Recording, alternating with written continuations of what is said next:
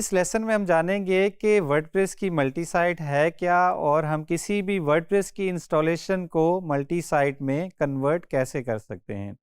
WordPress का एक इंतहाई यूज़फुल फीचर जिसमें हम एक ही कोड बेस को यूज़ करते हुए मल्टीपल वर्डप्रेस की वेबसाइट्स बना सकते हैं। पहले जो हमने सीखा था कि हमने जब भी वर्डप्रेस की वेबसाइट बनानी है तो हम वर्डप्रेस को इंस्टॉल करेंगे, या तो वो अपनी होस्टिंग से कर सकते हैं या उसकी फाइल्स को डाउनलोड करके इंस्टॉल कर सकते हैं। उसमें ये था कि जब भी हम वर्डप्रेस को इंस्टॉल कर रहे हैं उसलिए हम पूरा कोड डाउनलोड करते हैं और हर इंस्टॉलेशन के लिए डिफरेंट कोड यूज़ होगा। लेकिन यहाँ पे मल्टी साइट की फंक्शनैलिटी को यूज़ करते हुए एक ही कोड बेस को यूज़ करके हम वर्डप्रेस पे मल्टीपल वेबसाइट्स बना सकते हैं, या वर्डप्रेस की लैंग्वेज में उसको हम नेटवर्क ऑफ साइट्स बोल सकते हैं, जिसमें एक ही वर्डप्रेस की इंस्टॉलेशन है लेकिन उसमें एक से ज़्यादा वेबसाइट्स मौजूद हैं। फिर वो एक हो सक 2 हो सकती हैं, 5 हो सकती हैं, 10 हो सकती हैं या उससे भी ज़्यादा। तो आइए देखते हैं किसी भी वर्डप्रेस की इंस्टॉलेशन को हम वर्डप्रेस मल्टी साइट में कैसे कन्वर्ट करेंगे to create a network of websites. अगर हमने अपनी किसी भी नॉर्मल वर्डप्रेस की इंस्टॉलेशन को मल्टी साइट में कन्वर्ट करना है तो उसके लिए हम अभी मौजूद हैं वर्डप्रेस की कोडेक्स के पेज पे या हेल्प के पेज पे कह सकते हैं। यहाँ पे एक मुकम्मल गाइड दी गई है जिसको फॉलो करके हम अपनी वर्डप्रेस की किसी भी वेबसाइट को एक मल्टी साइट में कन्वर्ट कर सकते हैं। लेकिन किसी भी साइट को मल्टी साइट में कन्वर्ट करने से पहले आप ये कंफर्म ज़रूर कर लें कि जिस होस्टिंग पे आप मौजूद हैं क्या वो वर्डप्रेस की मल्टी साइट जो फंक्शनैलिटी है उसको सपोर्ट करती है या नहीं, या आपके पास मल्टी साइट को रन करने के लिए इनफ रिसोर्सेज मौजूद हैं कि नहीं।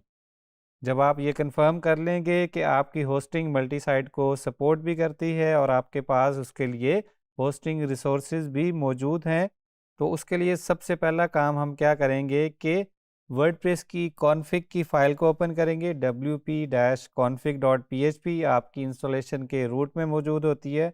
उस फाइल में हम ये एक लाइन ऐड कर देंगे जहाँ पे एक कांस्टेंट सेट हो रहा है, जो कि वर्डप्रेस को बताएगा कि इस साइट पे जो है मल्टी साइट जो है इनेबल्ड है।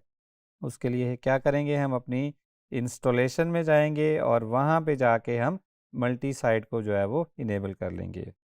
वर्डप्रेस की हम इंस्टॉलेशन में आ गए हैं। यहाँ से हम wp-config.php है इसको ओपन कर लेंगे और यहाँ पे wp debug के नीचे या किसी और लोकेशन से हमने ये सारी जो भी कस्टम कोड ऐड करना है वो इस लाइन से पहले करना है जहाँ पे लिखा हुआ है दैट्स ऑल स्टॉप एडिटिंग। इससे पहले हम इस लाइन को ऐड कर लेंगे जो कि हमने कॉपी की थी। सब ऊपर कमेंट दिया गया है कि ये चीज़ हमने वर्डप्रेस को मल्टी साइट बनाने के लिए ऐड की है। ये काम कर लेने के बाद हम वर्डप्रेस के एडमिन में लॉगिन करेंगे। एडमिन में लॉगिन करेंगे, यहाँ पे मेरे पास पहले ही मैं इस साइट पे लॉग्ड इन हूँ। यहाँ पे मैं देखूँगा कि सेटिंग्स में जाऊँगा, जब मैं साइट को रिफ़्रेश करेंगे और साइट को रिफ़्रेश करने के बाद हम टूल्स में जाएंगे। टूल्स में जाएंगे तो हम देख सकते हैं कि यहाँ पे एक नया ऑप्शन जो है वो ऐड हो चुका है, नेटवर्क सेटअप। इस नेटवर्क सेटअप के ऑप्शन को जो है वो हम यहाँ पे क्लिक कर लेंगे। यहाँ पे बताया गया है कि सारी प्लगइन्स जो है वो डीएक्टिवेट कर लें। जब आपका नेटवर्क बन जाएगा तो आप इनको दोबारा से एक्टिवेट कर सकते हैं। तो हम यहाँ से सारी प्लगइन्स को सिलेक्ट कर लिया, प्लगइन्स को डीएक्टिवेट कर दिया, दोबारा से हम नेटवर्क सेटअप में जाएंगे और अब यहाँ पे जो है वो कुछ डिटेल्स जो है वो हमसे मांगी जा रही हैं। फॉर एग्जांपल हम कहते हैं कोई भी हम यहाँ पे अपने नेटवर्क का टाइटल दे सकते हैं। अब यहाँ पे पूरे नेटवर्क का कॉम्बिनेशन ऑफ साइट्स या नंबर ऑफ साइट्स जितनी भी हमारे पास होंगी उस पूरे नेटवर्क का यहाँ पे टाइटल दिया जाएगा। तो जो टाइटल आपका पहले से था उसने उसको प्लूरल फॉर्म में करके यहाँ पे खुद से ऐड कर दिया है। नेटवर्क एडमिन का ईमेल देंगे, इंस्टॉल पे क्लिक करेंगे। अब यहाँ पे आपको कुछ कॉन्फ़िगरेशन सेटिंग्स मिल रही हैं जो कि आपने अपनी wp-config.php में ऐड करनी है, सेम प्लेस पे जहाँ पे आपने पहले जाके नेटवर्क को इनेबल किया था। तो ये हमने फाइल्स यहाँ से कॉपी कर ली हैं, इनको हमने यहाँ से पे पेस्ट कर दिया। उसके बाद कुछ हमारे पास कोड है जो कि हमने अपनी .htaccess फाइल में ऐड करना है। तो कोड को हम कॉपी कर लेंगे और उसके बाद हम उसको अपनी htaccess फाइल ओपन करके उसमें प्लेस कर देंगे। ये htaccess फाइल सिर्फ आपकी अपाची सर्वर जो है उनमें मौजूद होगी। अगर आप डिफरेंट किस्म का सर्वर यूज़ कर रहे हैं तो उसके लिए ये वाली कॉन्फ़िगरेशन डिफरेंट हो सकती है और वो आप अपने सर्वर के मुताबिक उसको गूगल भी कर सकते हैं और अपनी होस्टिंग से भी रिक्वेस्ट कर सकते हैं कि मल्टी साइट से रिलेटेड जो कोड जो है यहाँ पे जो आपको रिकमेंड किया जाएगा वो आप वहाँ पे उसकी कॉन्फ़िगरेशन फाइल में ऐड करवा लें। ये कोड भी हम यहाँ से कॉपी कर लेंगे। htaccess की फ़ाइल को एक्सेस करने के लिए मैंने फाइलज़िला का यूज़ किया है, क्योंकि अगर हो सकता है कि आप डायरेक्टली अगर उस फ़ोल्डर में जाएँ तो वहाँ पे आपको htaccess ना मिले, जैसा कि नॉर्मल फ़ाइल्स नज़र आती हैं। तो यहाँ से मैं इस फ़ाइल को एडिट कर लूँगा। जो कोड मुझे दिया गया है वर्डप्रेस की तरफ से वो मैं यहाँ पे इस कोड को एग्जिस्टिंग कोड को रिप्लेस करके इस कोड को यहाँ पे ऐड कर लूँगा। तो यहाँ पे मुझे जो 2 स्टेप्स बताए गए थे वो मैंने दोनों कर लिए हैं, ठीक है। उसके बाद मैं दोबारा से अपनी साइट के एडमिन को रिफ़्रेश करूँगा। अब मुझे लॉग आउट कर दिया गया, मैं दोबारा से लॉगिन करूँगा यूजिंग माय लॉगिन डिटेल्स, क्योंकि हमने एग्जिस्टिंग साइट को नेटवर्क में कन्वर्ट किया है। तो लॉगिन डिटेल वही होगी जो वर्डप्रेस का पहले से एडमिन का लॉगिन था। अब मैं यहाँ पे देख सकता हूँ कि यहाँ पे मुझे एक मेन्यू जो है वो मज़ीद ऐड कर दी गया है, जहाँ पे माय साइट्स बोला गया है।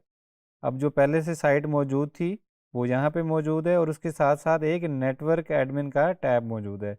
अब हम नेटवर्क के डैशबोर्ड में जाएंगे तो ये यहाँ पे हम नेटवर्क के डैशबोर्ड में आ गए हैं, जहाँ से हम प्लगइन्स और थीम्स इंस्टॉल कर सकते हैं। थीम्स में जाएंगे, यहाँ पे जो भी थीम्स इंस्टॉल्ड हैं वो यहाँ पे हमें नज़र आ रहे हैं। उसके बाद यहाँ से हम नेटवर्क वाइड से मुराद है कि जो भी हम प्लगइन या थीम इंस्टॉल करेंगे वो पूरे नेटवर्क पे अवेलेबल होगा, उनको हम सारी साइट्स पे यूज़ कर सकते हैं। For example advanced custom fields को मैंने इनेबल कर दिया है, तो अब ये जो है वो पूरे नेटवर्क पे मौजूद होगा। एक हमारे पास पहले से साइट मौजूद है, एक हम मज़ीद क्रिएट कर लेते हैं।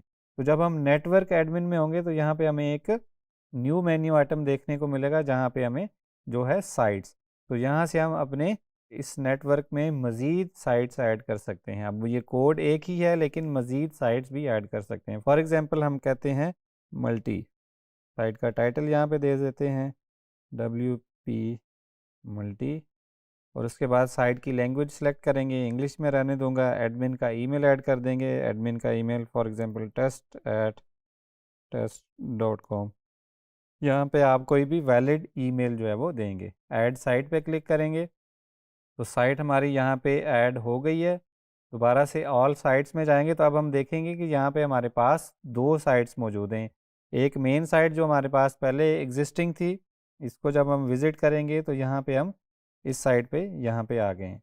लेकिन अब अगर हम इस साइट को विज़िट करने की कोशिश करेंगे तो यहाँ पे हम देखेंगे कि हमें यूआरएल जो है एक नया आ गया और हम कम्प्लीटली जो है वो ये ब्लैंक साइट है जो कि पहले से मौजूद थी। यहाँ पे थीम भी डिफरेंट है, यहाँ पे कंटेंट जो है वो इसका डिफरेंट है। लेकिन यहाँ पे अगर हम न्यू साइट जो क्रिएट की है उस पर आए हैं तो ये टोटली इंडिपेंडेंट है, इसका कंटेंट सारा डिफरेंट नज़र आ रहा है। इसी तरह हम नेटवर्क में जो है वो मज़ीद वेबसाइट्स भी ऐड कर सकते हैं। हमें 5 वेबसाइट चाहिए, हम 5 ऐड कर लेंगे। हमें 500 चाहिए, हम 500 ऐड कर लेंगे। लेकिन आपने ये मेक श्योर कर लेना है कि जितनी साइट्स आप ऐड कर रहे हैं उनको प्रॉपरली रन करने के लिए आपके पास उतने ही सर्वर या होस्टिंग पे रिसोर्सेज जो है वो मौजूद हैं।